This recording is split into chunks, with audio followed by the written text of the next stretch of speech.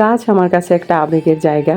আমার বাড়ি ভর্তি গাছ আছে কিনা জানি না, তবে ইচ্ছে ছিল এমনভাবে গাছ থাকবে যে আমি গাছ সরিয়ে সরিয়ে বাসা থেকে বের হব। এটা আমার ছোটবেলা থেকে ইচ্ছা বলতে পারেন। সবসময় আমি গাছ পাগল একটা মানুষ ছিলাম। তখন হয়তো গাছ আমার নিজের ছিল না, কিন্তু যখন হোস্টেল লাইফে ছিলাম ম্যামদের নির্দেশে গাছ পরিচর্যা করতাম, এবং আমি যখন সকাল ভোরে পড়াশোনাটা করতাম তখন আমি রুমে করতাম না, বাগানে যেয়ে একটু হেঁটে হেঁটে পড়াশোনাটা করতাম। আমার ভালো লাগতো। মূলত সেই সময় থেকে মনের ভিতরে একটি গাছের প্রতি ভালোবাসা, আর মনে মনে ভাবতাম যখন আমার সময় আসবে তখন আমি গাছ দিয়ে পুরো বাড়িটা ভরে ফেলবো। আজকে আমি চিংড়ি মাছ দিয়ে কচু শাক রান্না করব।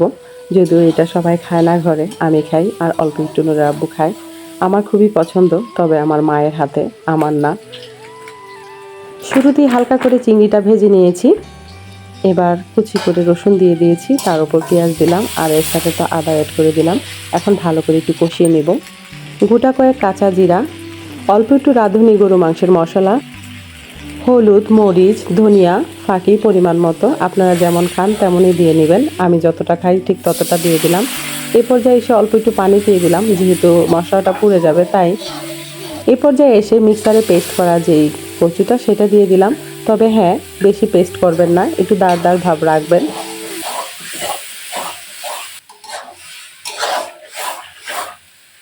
এই পর্যায়ে এসে পরিমাণ মতো লবণ দিয়ে দিব, এবং স্বাদ অনুযায়ী একটু চিনি দিয়ে দিব, যেন স্বাদটা একটু বৃদ্ধি পায়।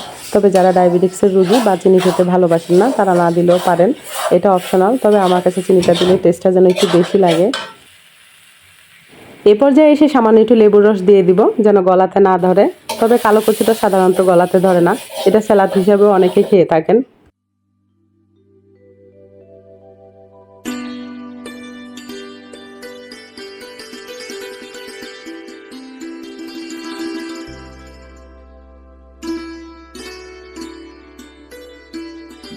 মাশাআল্লাহ, আমার কচু রান্নাটা কমপ্লিট।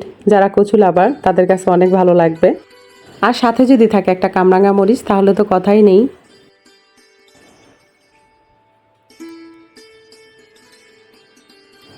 কাঠে যেমন গুণ থাকে, কিছু মানুষের হৃদয়েও গুণ থাকে, ঠিক এমনই। সেই হৃদয়ের গুণের কারণে পুরো মানুষটাই নষ্ট হয়ে যায়। শোকেসের মাঝখানের অবস্থান ছিল ওভেন, ইন্ডাকশন, এয়ার ফ্রাইটা। তো এটা উপরে তুলেছি মূলত এই গুণের কারণে। তো যাই হোক, যে পাতিলগুলো দেখছেন সেগুলো তো ধোয়া যাবে, কিন্তু ওভেনগুলোতে কেমন যেন দাগ পড়ে যাচ্ছে ইদানিং খেয়াল করছি।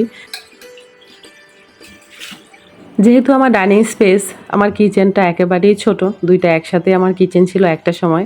আমি পণ্ডিতি করে মাঝখানে ওয়ালটা দিয়েছিলাম নুরুর আব্বুর অবর্তমানে। তো এখন সেটা ভুগছি হাড়ে হাড়ে। তো যাই হোক, কিছু তো একটা সমাধান করতে হবে। পেয়ারাগুলো ফাঁকে ফাঁকে পেকেছে, যার কারণ পাখিতে খেয়ে এই যে ফেলে রেখেছে তার প্রমাণ। রাত্র থেকে মুষলধারায় বৃষ্টি, 5:55 মনে হয় বৃষ্টি হচ্ছে না। আল্লাহ তাআলা যেন পানি ঢেলে দিচ্ছেন, এই পরিমাণ পানি। চতুর্দিকে পানি জমে গিয়েছে, একদম একাকার হয়ে গিয়েছে। আমাদের আশেপাশে খালগুলো ভরে গিয়েছে। তো যাই হোক, একটু আগে যখন এসেছি সাহস করে বৃষ্টিটা একটু কমেছে, তার কারণ আসার পরে এমন একটি বিদ্যুৎ চমকালো, মনে হচ্ছে কেউ উপর থেকে ছবি তুলছে। অনেক ভয় পেয়ে গিয়েছিলাম, কারণ রাত্র থেকে তো বজ্রপাত হচ্ছে, ঠোপাঠোপ সাউন্ড হচ্ছে। তো এই বুঝি আল্লাহর কাছে চলে যাব। তো একবার সাহস করে আসছি, আবার সাহস হারিয়ে চলে যাচ্ছি। তো এইভাবে আবার সাহসের সাথে জয় হতে পারলাম, যে মরণ থাকলে তো মরবই, সেটা বাস পড়লেই হোক আর যেটাই হোক। তো যাই হোক, এ পর্যায়ে এসে একটা পেয়ারা নিয়ে নিলাম। কাঁচা পেয়ারা কে কে খেতে ভালোবাসেন বলুন তো? আমার তো ভীষণ ভালো লাগে। পাকাটার একটা টেস্ট, কাঁচাটার যেন বেশি টেস্ট।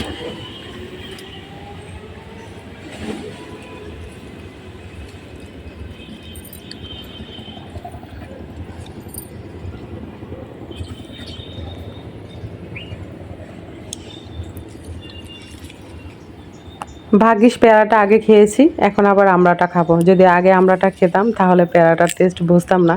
আসলে পেয়ারাটা খাওয়ার পরে মনে হলো যে আমড়াটার দিকে তাকিয়ে যে একটু খেয়ে দেখি, প্রথম আমড়া ফল এটা। যদিও নিচে থেকে তো প্রায়শই খাই, দেখতেই পারেন যারা পুরনো ভিডিও আমার দেখেছেন। আর এই গাছে প্রথম আমড়া, তো খাচ্ছি। তো আমড়াটা খাওয়ার পরে ভাবলাম যে ভালোই তো লাগছে, তো বড় ছেলের জন্য নিয়ে যাই। তো সবাই ঘুমিয়ে আছে, কিন্তু বড় ছেলে খেতে ইদানিং দেখি ভালোবাসে।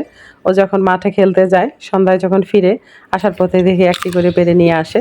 তো সেই কারণেই ভাবলাম ওর হয়তো পছন্দ।